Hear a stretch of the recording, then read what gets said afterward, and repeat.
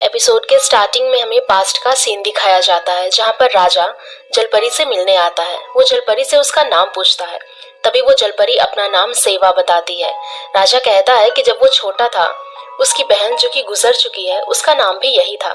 जलपरी अपने नाम का मतलब बताती है, बहुत खूबसूरत। फिर जलपरी उसे बताती है कि 20 साल पहले जब वो छोटी थी तभी वहाँ एक लड़का समंदर में डूब गया था और जलपरी ने उसकी जान बचाई थी। तब से उस लड़के ने जलपरी का ये नाम रखा। वो दोनों काफी अच्छे दोस्त बन गए थे। फिर एक दिन वो लड़का जलपरी को बताता है कि उसकी अब शादी होने वाली है। जलपरी पूछती है कि आखिर ये शादी क्या होता है। तब वो उसे बताता है कि उसे अब किसी और लड़की के साथ रहना होगा और अब वो उससे मिलने भी शायद ही आया करेगा। वो लड़का जलपरी से प्यार करने लगा था, इसलिए वो उसे पूछता है कि क्या तुम जमीन पर रह सकती हो। जलपरी कहती है कि अभी मैं बहुत छोटी हूँ, ये तभी हो सकता है जब मैं बड़ी हो जाऊंगी। जलपरी जमीन पर नहीं रह सकती थी और वो लड़का पानी में, इसीलिए जलपरी वहां से चली जाती है। फिर जब उस लड़के की शादी हो जाती है तो वो शादी की पहली रात ही सब कुछ छोड़ छाड़ कर जलपरी से मिलने समंदर में कूद जाता है। उसे ये नहीं पता था कि जलपरी के पास एक खास शक्ति होती है, वो किसी को भी किस करके उसकी याददाश्त मिटा सकती है। जलपरी ने उस लड़के के साथ भी ऐसा ही करा। तभी राजा जलपरी से कहता है कि मेरी शादी के पहले दिन ही मेरी वाइफ की मौत बीमारी से हो गई और वो उसे ये कहा करती थी कि उसकी मौत की वजह यानी कि राजा के भाग जाने से हुई।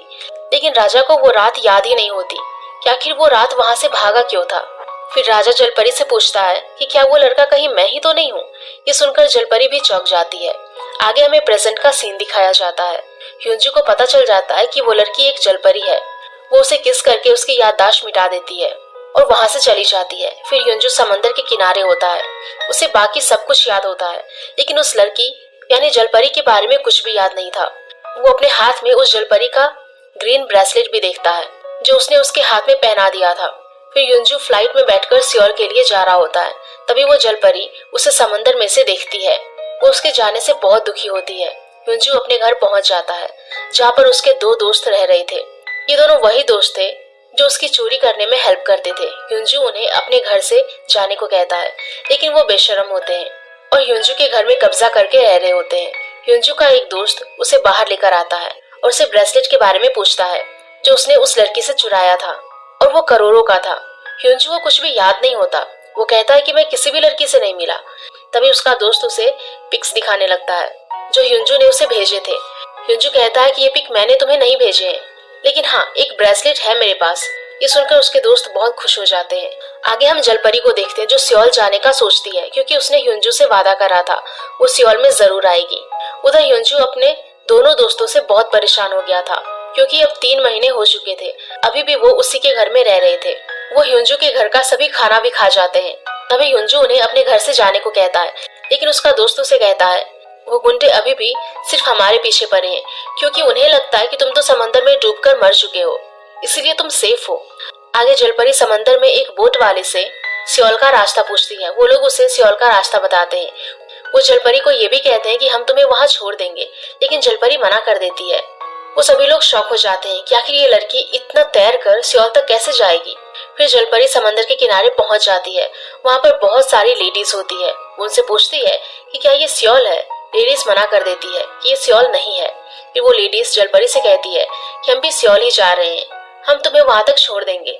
जलपरी उन लेडीज के साथ बस में बैठ जाती है और सियोल पहुंच जाती है।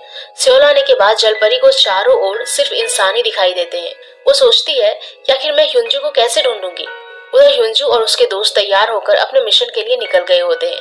जलपरी रास्ते में सभी लोगों से ह्यूंजू के बारे में पूछ रही होती है और उसका एड्रेस मांग रही होती है लेकिन किसी को भी ह्यूंजू के बारे में कुछ भी पता नहीं था। फिर जलपरी को भूख लगती है और वो एक शॉप पर जाती है लेकिन उसके पास पैसे नहीं होने की वजह से उसे वहां से भगा दिया जाता है।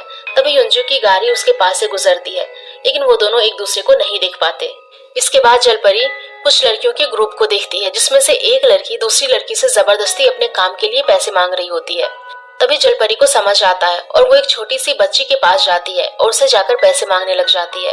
वो कहती है कि मुझे भूख लगी है और मेरे पास पैसे नहीं है। वो छोटी सी बच्ची जलपरी से कहती है कि तुम मुझे पैसों के लिए इतना तंग क्यों कर रही हो। जलपरी कहती है कि आखिर ये तंग करना क्या होता है। वो बच्ची कहती है कि क्या तुम्हें इतना भी नहीं मालूम। फिर वो बच्ची अपने पैसों से जलपरी को नूडल्स खिलाने ले जाती है।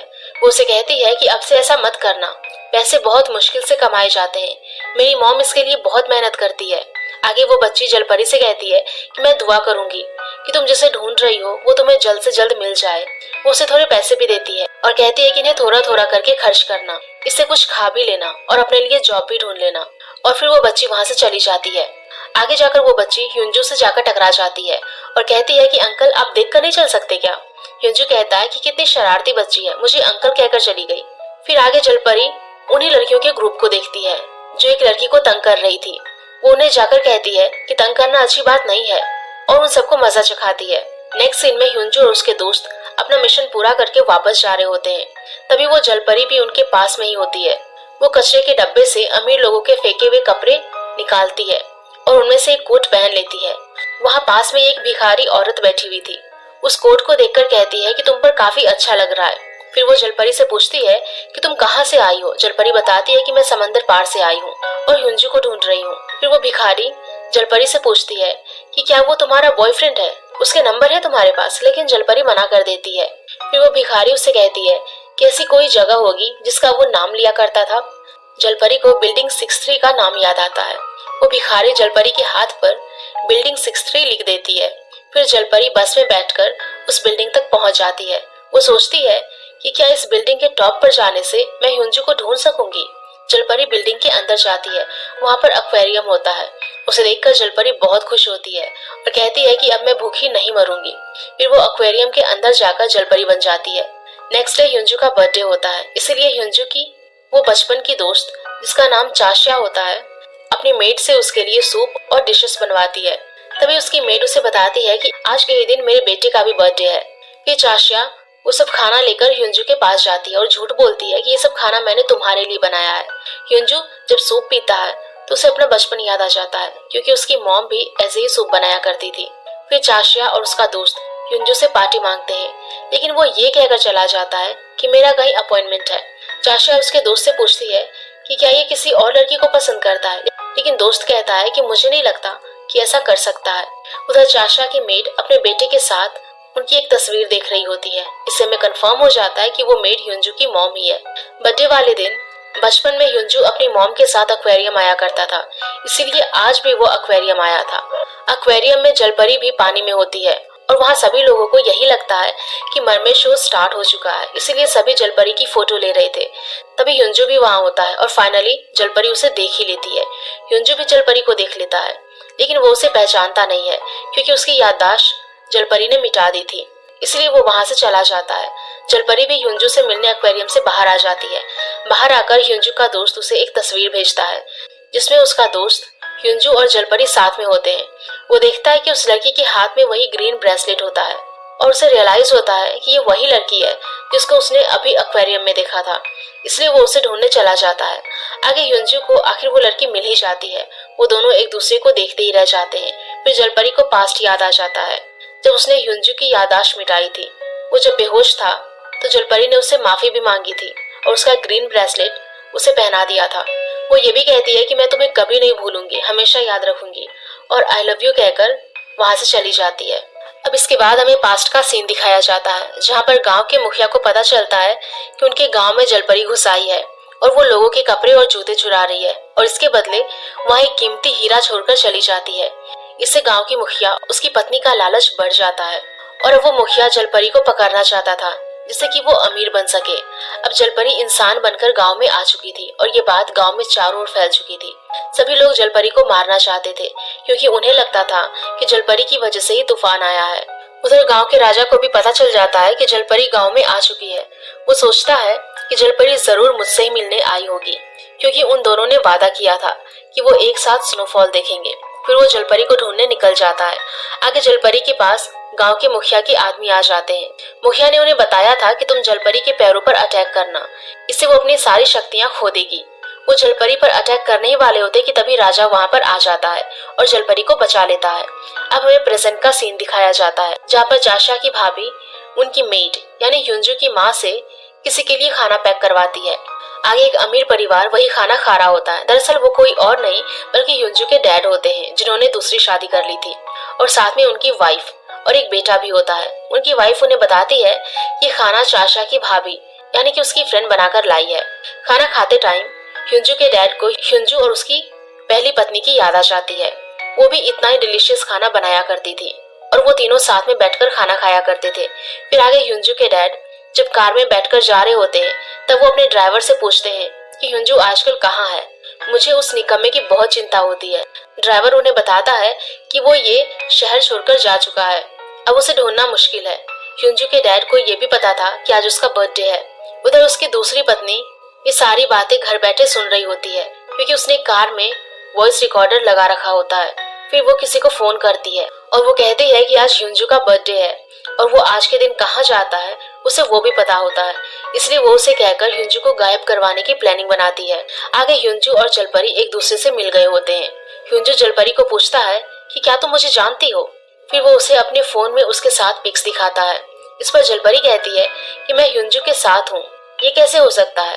फिर ह्यूंजू कहता है कि तुम्हें तो मेरा नाम भी पता है, मैं तुम्हारे साथ स्पेन में था लेकिन मुझे कुछ याद क्यों नहीं आ रहा। ह्यूंजू बार बार जलपरी से पूछता है आखिर तुम मुझे कैसे जानती हो, लेकिन जलपरी कोई जवाब नहीं देती। फिर वो उसका नाम पूछता है लेकिन जलपरी कहती है कि मेरा कोई नाम नहीं है और इस पर ह्यूंजू हंसने लगता है और कहता है कि तुम कितनी अजीब हो। फिर ह्यूंजू जलपरी को बाहर लेकर आता है। वो फिर से उसे पूछता है कि हमारे बीच स्पेन में क्या हुआ था, लेकिन जलपरी उसे कोई जवाब नहीं देती। इससे ह्यूंजू हताश होकर वहां से चला जाता है। अब जलपरी ह्यूंजू को फॉलो करती है। ह्यूंजू से कहता है तुम मुझे कुछ बता नहीं रही हो तो मेरा पीछा क्यों कर रही हो। और फिर ह्यूंजू एकदम से वहां से चला जाता है और जलपरी उसे फिर से ढूंढने लगती है। तभी एक चोर आदमी जलपरी के पास आता है और उसे पागल बनाकर कहीं ले जा रहा होता है, लेकिन तभी वहां पर ह्यूंजू आ जाता है और जलपरी को बचा लेता है। आगे ह्यूंजू जलपरी को लेकर जाता है और उसे समझाता है कि ऐसे लोगों पर विश्वास नहीं करना चाहिए, ये तुम्हारे साथ कुछ भी कर सकते हैं। तभी अचानक कुछ लोग जलपरी से टकराने वाले होते हैं। तभी ह्यूंजू उसे गिरने से बचा लेता है और जलपरी उसकी आंखों में घूरने लगती है और फिर ह्यूंजू को अपने दोस्त का कॉल आ जाता है। तभी वहाँ फायरवर्क्स होना स्टार्ट हो जाता है, जिसकी आवाज सुनकर जलपरी ह्यूंजू के ऊपर कूद जाती है। वो कहती है कि गोलियां चल रही हैं, लेकिन मैं तुम्हें बचा लूंगी ह्यूंजू। फिर ह्यूंजू उससे कहता है कि अपनी आंखें खोलो और आसमान में देखो। फिर वो उसे पूछता है कि क्या तुमने पहले कभी फायरवर्क्स नहीं देखा। तभी जलपरी को पास्ट याद आता है जब स्पेन में ह्यूंजू ने उसे कहा था कि यहाँ फायरवर्क्स होता है। फिर जलपरी वहां पर दूसरे लोगों को देखती है जो अपने फोन में उस फायरवर्क्स के फोटो ले रहे होते हैं। वो ह्यूंजू से पूछती है कि ये लोग क्या कर रहे हैं।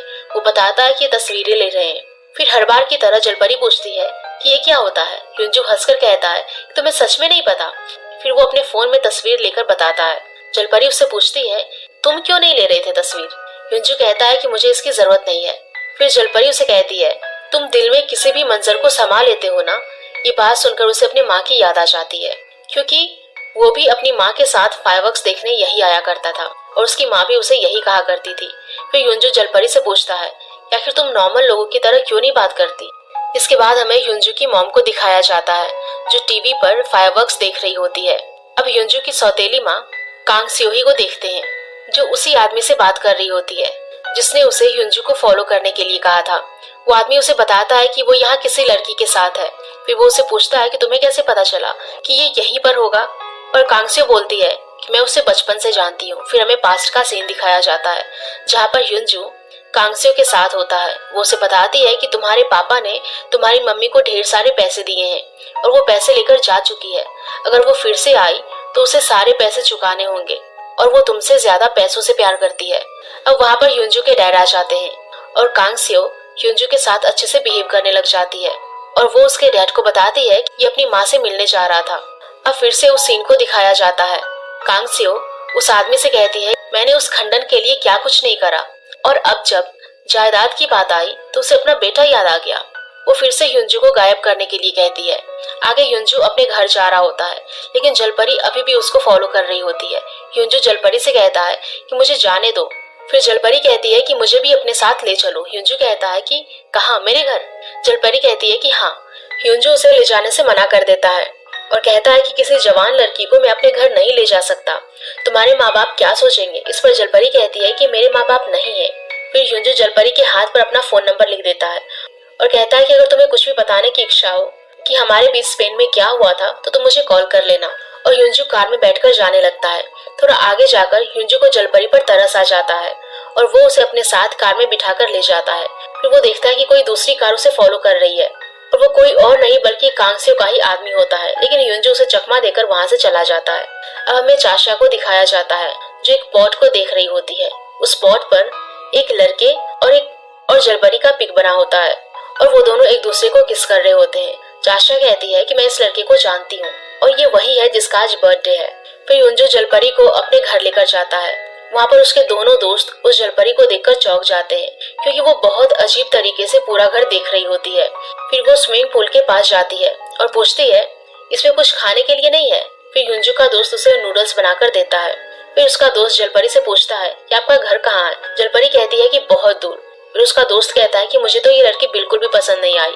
फिर युनजू उसके दोनों दोस्तों से कहता है तुमने मेरा जीना हराम कर दिया है, अब निकल जाओ मेरे घर से। उसका दोस्त कहता है कि इस लड़की की वजह से तुम हमें निकाल रहे हो। युनजू कहता है कि ऐसा नहीं है, मुझे इसे कुछ पूछना था इसलिए मैं इसे यहाँ लेकर आया। युनजू वो ग्रीन ब्रेसलेट निकालता है और उसे पूछता है ये तुमने मुझे दिया था। जलपरी कहती है कि हाँ, क्योंकि ये तुम्हें पसंद आ गया था। फिर जलपरी कहती है कि ऐसा मेरे घर के पास बहुत सारे हैं। ये सुनकर युनजू के दोस्त को लालच आ जाता है और वो युनजू से कहता है इसे थोड़े दिन यही रहने दो। फिर युनजू उसे सवाल करने लग जाता है आखिर ये तुमने मुझे क्यों दिया। लेकिन हर बार की तरह जलपरी चुप हो जाती है और कुछ भी नहीं कहती। इस पर युनजू को गुस्सा आ जाता है। उसका दोस्त उसे शांत करवाता है और कहता है कि इसकी कोई वजह होगी इसलिए ये नहीं बता रही। फिर उसका दोस्त जलपरी से उसका नाम पूछता है लेकिन वो कहती है कि मेरा कोई नाम नहीं है। फिर उसका दोस्त उसका नाम रखने लगता है। तभी जलपरी युनजू से कहती है कि तुम मेरा नाम रखो। युनजू उसका नाम शिमचियोंग रखता है। इससे जलपरी बहुत खुश होती है और उसके दूसरे दोस्त के पास जाकर उसका नाम पूछती है। फिर अपना नाम उसे बताती है और शर्माने लग जाती है। तभी डोरबेल बजती है और चाशा केक लेकर आई होती है क्योंकि आज युनजू का बर्थडे होता है। वो जलपरी को देखती है और युनजू से पूछती है ये कौन है, तुम्हारी मेहमान है क्या। तभी जलपरी एटीट्यूड से कहती है कि मेरा नाम शिमचियोंग है। फिर वहाँ पर फ्लो मशीन जलपरी से आकर टकरा जाती है जिससे जलपरी डर जाती है और जाकर युनजू से लिपट जाती है। उसकी ये हरकत देखकर उसके फ्रेंड्स उस पर हंस रहे होते हैं लेकिन चाशा को जलन हो रही होती है। फिर सभी लोग बर्थडे सेलिब्रेशन करते हैं।